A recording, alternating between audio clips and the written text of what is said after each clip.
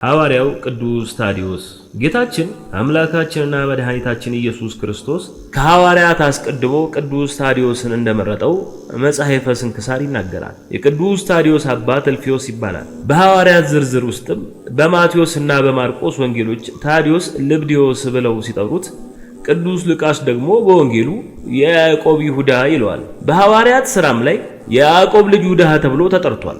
ይህ ሐዋርያ የጌታችን ወንድሞች ከተባሉት መካከል አንዱ ነው። በቤተ ክርስቲያን ትውፊት መሰረት የቅዱስ ታዲዮስ ሀገረ ስብከቱ ከኢየሩሳሌም 150 ኪሎ ሜትር ርቀት ላይ በምትገኘው ሶሪያ ነው። በየሀገሩ እየተዘዋወረ ወንጌልን በመስበክ ከአይሁድና ከአረማውያን ወገን ብዙዎችን በክርስትና ሃይማኖት አሳምኖ በክርስቶስም ስም አጥምቋል። ቅዱስ ጴጥሮስም የሐዋርያት አለቃ ነውና እንደ አባትነቱ ወደ ሶሪያ ለማድረስ ከቅዱስ ታዲዮስ ጋር አብሮ ሄደ። ከከተማው አጠገብ ሲደርሱም አንድ ደግ ሽማግሌ በሬዎቹን ጠምዶ ሲያርስ ቅዱስ ጴጥሮስ ጠጋ ብሎ እባክዎ የምንበላውን ነገር ይስጡን በማለት ጠየቃቸው። እኛም ሽማግሌ ደግ ስለነበሩ ከቤት እስከማመጣላችሁ ድረስ በሬዎቼን ጠብቁ በማለት ወደ መንደሩ ገቡ።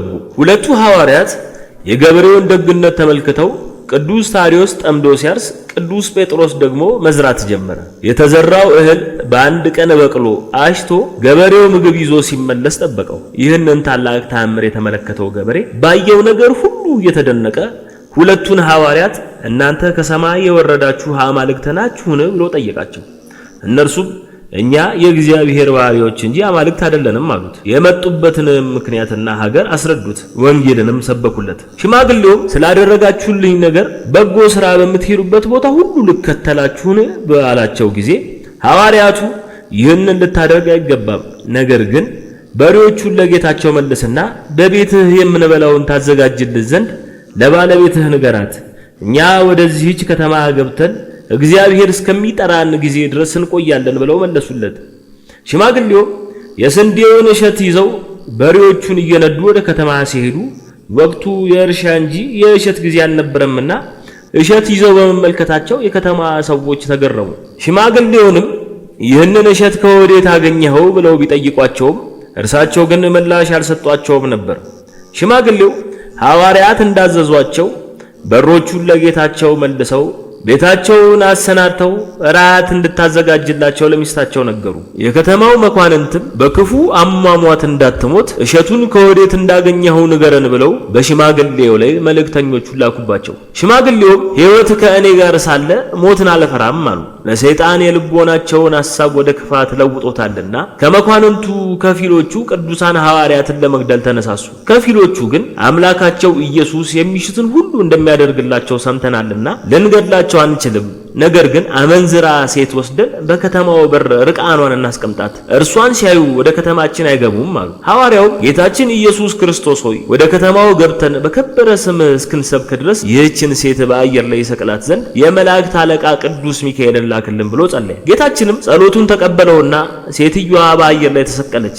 በዚህም ጊዜ የከተማው ሰዎችና መኳንንቱ ሁሉ እያዩት አቤቱ ፍረድልኝ እያለች ትጮህ ጀመር። መኳንንቱ ግን ሰይጣን ልቦናቸውን አጽንቶታልና የሐዋርያትን ትምህርት አልተቀበሉ። ቅዱስ ጴጥሮስና ቅዱስ ታዲዮስም ወደ እግዚአብሔር በጸለዩ ጊዜ ሊቀ መላእክት ቅዱስ ሚካኤል ተልኮ የሰዎችን ልቦና የማረኩትን ርኩሳን መናፍስትን አባረረላቸው። ሰዎቹም የሐዋርያትን ትምህርት ተቀብለው በጌታችን በመድኃኒታችን በኢየሱስ ክርስቶስ አመኑ። ሐዋርያው ታዲዮስም በአብ በወልድ በመንፈስ ቅዱስም ካጠመቃቸው በኋላ ኤጲስቆጶሳትን ቀሳውስትንና ዲያቆናትን ሾመላቸው። በአየር ላይ የተሰቀለችውንም ሴት አውርዶ ዲያቆናዊት አድርጎ ሾማት። ዳግመኛም አንድ ሰይጣን ያደረበትና ገንዘብ የሚወድ ጎልማሳ ባለጠጋ ወደ ሐዋርያው ታዲዮስ መጥቶ ሰገደለትና የእግዚአብሔር አገልጋይ ሆይ እድን ዘንድ ምን ላድርግ ሲል ጠየቀው። ሐዋርያው እግዚአብሔር በፍጹም ልብህ በፍጹም ኃይልህ ውደደው፣ አትግደል፣ አትስረቅ፣ አታመንዝር፣ በአንተ ሊደረግብህ የማትሻውን በሌላው ላይ አታድርግ፣ ደግሞም ገንዘብህን ሽጠህ ለድሆችና ለምስኪኖች ብትሰጥ በሰማያት ለዘላለም የሚኖር ድል ታገኛለህ በማለት ሕገ ወንጌልን አስተማሩ። ጎልማሳውም ትምህርቱን በሰማ ጊዜ ተቆጥቶ ሐዋርያውን አነቀው። ቅዱስ ጴጥሮስም የክርስቶስን አገልጋይ እንዴት ደፍረህ ታንቃለህ ባለው ጊዜ ጎልማሳው ቅዱስ ታዲዮስን ለቀቀው። ያን ጊዜ ሐዋርያው ጌታችን ሀብታም መንግሥተ ሰማያትን ከሚገባ ይልቅ ግመል በመርፌ ቀዳዳ ቢያልፍ ይቀላል ሲል በእውነት የተናገረውን እንዳንተ ላለው ሀብታም ነው አለው። ጎልማሶም ይህ ሊሆን አይችልም ባለ ጊዜ ሐዋርያው ታዲዮስም በመንገድ ሲያልፍ ያገኘውን ባለ ግመል አስቁሞ መርፌ ገዝቶ ሊያሳየው ወደደ።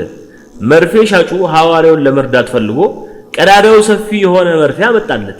ቅዱስ ታዲዮስም እግዚአብሔር ዋጋህን ይክፈልህ፣ ነገር ግን በዚህች ሀገር የእግዚአብሔር ክብር ይገለጥ ዘንድ ቀዳዳው ጠባብ የሆነ መርፌ አምጣልን አለው። ቀዳዳው ጠባብ የሆነው መርፌ ቅዱስ ታዲዮስ ተቀብሎ ኃይልህን ግለጥ ብሎ ወደ እግዚአብሔር ጸለየ። እጁንም ዘርግቶ ባለ ግመሉን በጌታችን በኢየሱስ ክርስቶስ ስም ከግመልህ ጋር በመርፌ ቀዳዳ ውስጥ እለፍ ብሎ አለ። ሰውየው እስከ ግመሉ ድረስ በመርፌ ቀዳዳው አለፈ። ዳግመኛም ሕዝቡ የፈጣሪያችንን የክርስቶስን ኃይል ይረዱ ዘንድ ዳግመኛም ገብተህ እለፍ አለው። ሰውየውም እንደታዘዘው 3 ጊዜ በመርፌ ቀዳዳ አለፈ።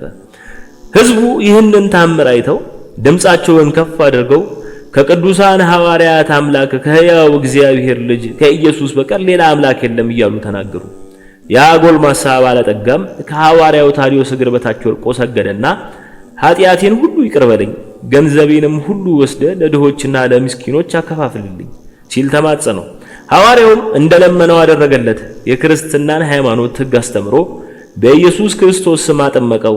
ሥርዓተ ቅዳሴ አከናውኖም ሥጋውና ደሙን አቀበለው። በዚያች ሀገር አካባቢ የነበሩትን ሁሉንም በቀናች የክርስትና ሃይማኖት አጸናቸው። ከዚያም በኋላ ቅዱስ ጴጥሮስና ቅዱስ ታዲዮስ ከዚያች ከተማ ወጡ። ሕዝቡም በሰላም ሸኟቸው። በዚያች ከተማ በሐዋርያት እጅ ብዙ ድንቆችና ታምራት ተደረጉ። ዕውሮች አዩ፣ አንካሶች ቆመው ሄዱ፣ ዲዳዎች ተናገሩ፣ ደንቆሮች ሰሙ፣ ለምጻሞች ነጹ፣ አጋንንት ካደሩባቸው ሰዎች እየወጡ ተሰደዱ፣ ሙታንም ተነሱ።